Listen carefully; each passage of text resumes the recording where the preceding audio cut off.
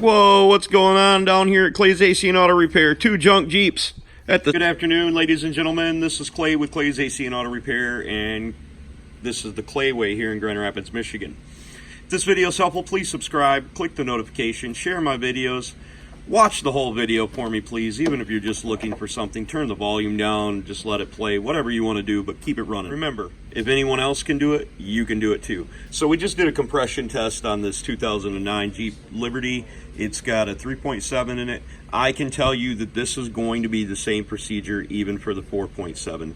They're nearly identical. One of the few differences between the 4.7 and the 3.7 is the intake is pushed up to the firewall, and you're going to find the 4.7 obviously in your Jeep Grand Cherokees and not so much in these Jeep Liberties. But we're not going to show you a nut and bolt removal procedure because I'm assuming if you're taking the chance of doing this job, you're going to know how to do the take out, you know, nuts and bolts and stuff. We're just going to go over what you're going to remove to keep the video short and quick as possible. So we're going to remove the radiator cooler, and it's held on by two T20 Torx, and then there's a couple back here. Pretty simple stuff. Remove the air box, going to remove the intake, we're going to remove the AC or the air alternator. We're going to set the AC compressor off to the side so we don't have to discharge it. We're going to unplug most electrical connections on the top of the engine to remove these cylinder heads. We're eventually going to remove the front timing cover, water pump, etc. The hardest thing about doing this job with the cylinder heads and the engine inside the car is probably going to be removing the exhaust manifolds. Okay, because not only do they have to, you leave them connected, but you have to remove all, I think there's 6 bolts on each side, and sometimes them studs like to break. So while you have your cylinder heads off, have them machined and have them repaired properly. Now with these vehicles, it's very, very common for them to have bad valves, and we're pretty certain that that's what happened here. It's not so common to see a broken piston or bad rings, things like that. We know this engine doesn't knock on the bottom, but what will happen if you continually drive your automobile with it not burning the fuel that goes in the cylinder? That fuel is going to leak down into the bottom of the engine, and then it's going to wash out the bearings that are on your crank. Okay, so one of the first things we're going to do is we're going to remove the coils off of here. We already did that to do our compression test. Now we're going to remove the air box. Just so you know, the air box is not secured by bolts. It's secured by rubber pushies. So you just pull it. It's going to take a little bit of pulling, but it'll come right up. However, have little tabs right down there on the connector so you don't break them, that you disconnect the battery. Jeff made a very good point. I forgot that. I forget the simple things. You're also going to drain the coolant out of the bottom of it, and I'll show you the petcock on the bottom of the radiator when we get the reservoir out of there and the cooling fan. Okay, so I'm going to remove the 2 heater hoses here and not up there at the firewall. The reason being is because sometimes the heater cores are made of plastic, and if you try to remove the hoses there, they'll break off, and they have to come off here anyways. So I went ahead and removed them from the water pump housing. Just pulled the whole washer motor out of it. We're going to lose our fluid out of there just because the hoses aren't cooperating with it. We can just set it off to the side and leave everything hooked up. Move 2 screws here for this reservoir.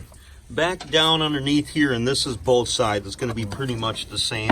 There's a screw right there, and they were T20s. Take the hoses off of there, the heater hoses that I was speaking about just a minute ago. I just used a regular pair of pliers, and then I'll reach my hand down here, and I will give this a twist, and then it should pull right off.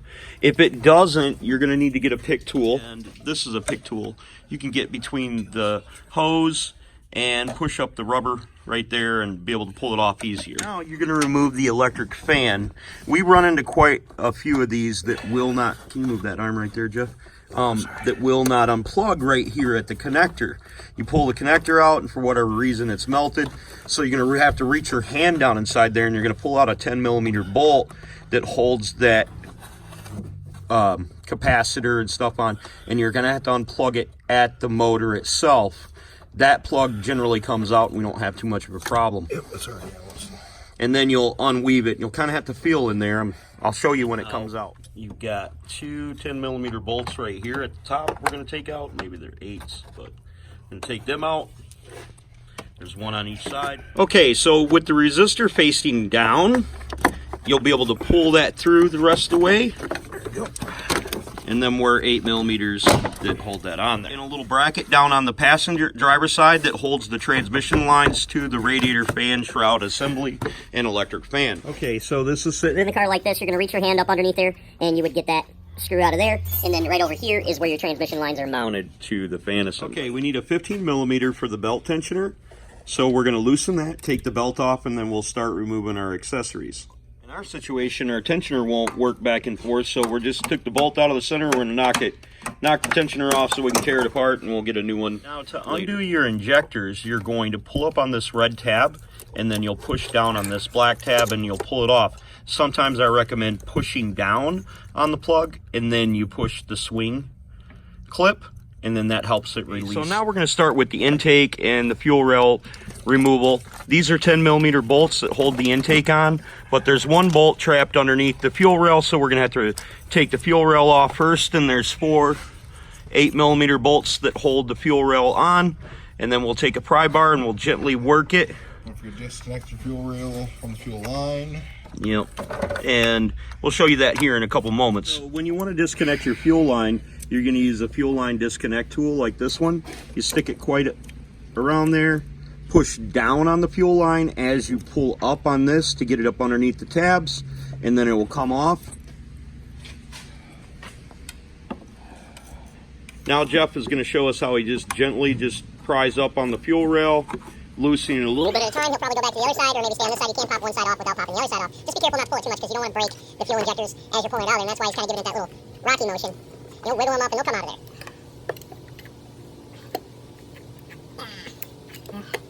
Pull out of the injector out of the ring. It happens. Make sure you don't lose the O-rings that are connected to the injectors. Don't lose them, the metal locking clips. Now we're going to remove the 2 8mm bolts that hold our EGR tube on.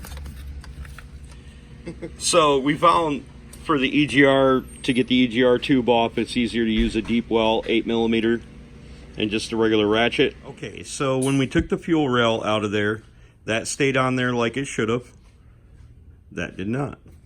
So watch out for that. Now we're going to take off the alternator and AC compressor, because you generally can't get the intakes out with the alternator and AC compressor on, so they got to come off anyways. And when you go to pull this power steering pump, we're just going to pull it and set it off to the side. You spin it around, there's holes in there. You can get a 13mm in there and pull out 3 bolts. There's one there, and one there. So alternators get pinched onto the bracket. So when he gets all the screws out of there, we just take a pry bar, put it in there, and pry it, and it'll pop off. All right, Jeff, go ahead, pull that thing off of there. What the hell? Oh, somebody was eating hot dogs while they were working on the car. Lunch. Or cooking it. Yeah, like we do on the snowmobiles. Yeah. So to remove them, they're both held on by 3 bolts. The AC compressor uses 2 15s in the front, a 13 there. Do you remember the sizes of the alternator? 17 on the front and 13 on the side. Removing the valve cover, you can do it a couple different ways, but I'm going to find that a gear wrench is going to work best just to remove that bolt right there. You could use a wobble, 1/4-inch drive, shallow. Okay, so we've got the valve cover off, and we determined that the problem may be that the lifters and stuff broke inside there. That's probably from what happened is it had a coolant leak, and they kept filling it with coolant, and that would be why we had 0 compression and valves bent. But luckily I just picked up a donor motor that has good stuff on it, so no big deal. We removed 8 bolts, 13mm bolts that held our water pump on. Now we're going to use a 21mm socket to remove our harmonic balancer bolt that holds our harmonic on there, and then we're going to pull the harmonic off with a harmonic balancer puller like this that has the attachment. You can go down to O'Reilly or AutoZone or wherever and rent that if you don't have one. We have 2 10mm nuts that were there, and to remove this heat shield, there's another 2 10mm nuts right below them.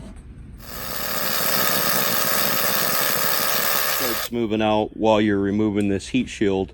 Just go to the next one, remove the other 3, and hopefully you don't have 2 of them do that. Now on this Jeep, all the bolts are 12 millimeters, but we know from experience, generally the outside are 12 millimeters and the middle ones are 10.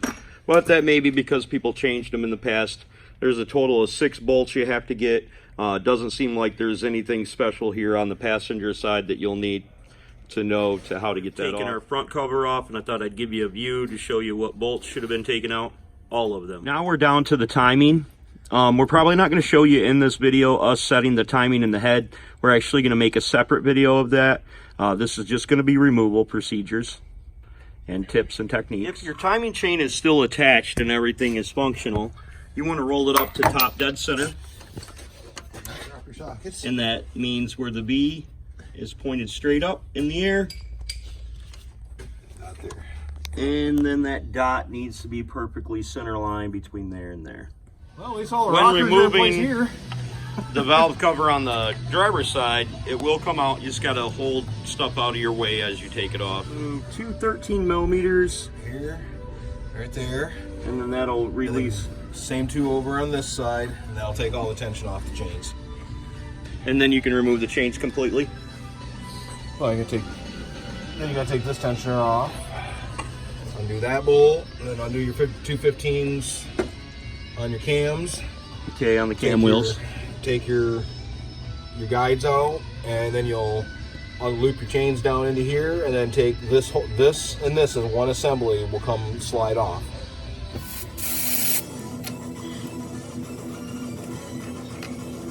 No plate.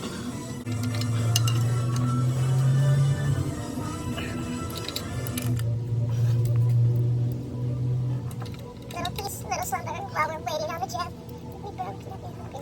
Meanwhile, at the back cave, we're still waiting on Jeff to get the black plastic cover off down there. And this bolt will have to come out to be able to access the top guides. It should just pop out of there, but it's all corroded and it's terrible. It was right there, it's 22 mil.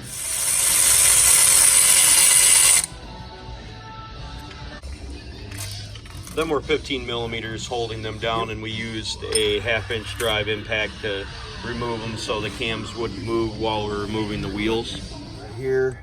Right here, and that holds this tensioner in place. So them are 10 millimeter bolts to hold that there. Yep. And then after you got that bolt out of there, you can remove that whole assembly. Okay, so he's shoved the chains back down inside there, and he's going to pull off the whole unit as one assembly. Sometimes they get stuck, but you have to slide them off at the same time. So as the chains get tangled up.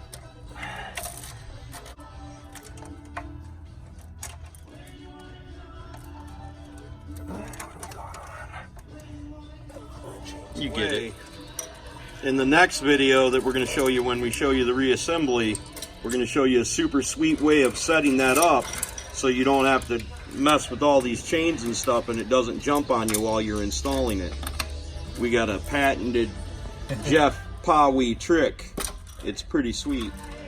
Now, if at this point you're pulling your hair out and you just can't take anymore and you haven't even got the other head off, just pull the lighter out of your pocket. You should always have a lighter with you. You never know when you need to burn something down, like in this situation. So we got our passenger side head off. That was the one that had no compression at all. And we see the valve seat broke on the lifter. These people took very good care of this engine. I don't know if they do this stuff on purpose when they're making it so at 116,000 miles your engine blows. But for the last part of the video, to be able to get all the bolts out of the exhaust manifold, Jeff is going to show us what bolts we need to remove out of the steering knuckle to be able to get that set off to the side. 13 millimeter bolt here out of the knuckle, and Jeff is going to... You'll remove it from right out of here, and if wheels are straight, the bolt should be facing pretty much this direction, and you just wiggle it, work it off, and slide it, and just set it on that little shelf right next to it. And then you'll be able to get all your bolts out of your exhaust manifold, and then pretty much removing the cylinder head is pretty common. So that's pretty much it for this video. We're going to check everything, make sure we don't have any broken pistons and stuff. But watch for the video of us actually reinstalling all this stuff. We're not going to show you the whole thing, but we're going to show you reinstalling the head, setting the torque, and setting the timing and that particular timing thing that we do down here, and show you how to get the timing on the easiest. So in this Jeep situation, we had a valve seat that came apart and caused it to have no compression in that cylinder. We also had a couple broken timing chain guides that were in it, which is also very common, but they'll still generally run even with them broken a little bit. Okay, so hopefully the video was helpful for you guys. You guys will subscribe, click the notifications, share my videos, send me nice comments. If you want to reach out to me, hit me up on Clay's AC and Auto Repair, and if I can answer your question, I certainly will. I happily do it. I believe God gave me a gift, and I want to share it with everybody. So God bless you guys. Remember, if anyone else can do it, you can do it too.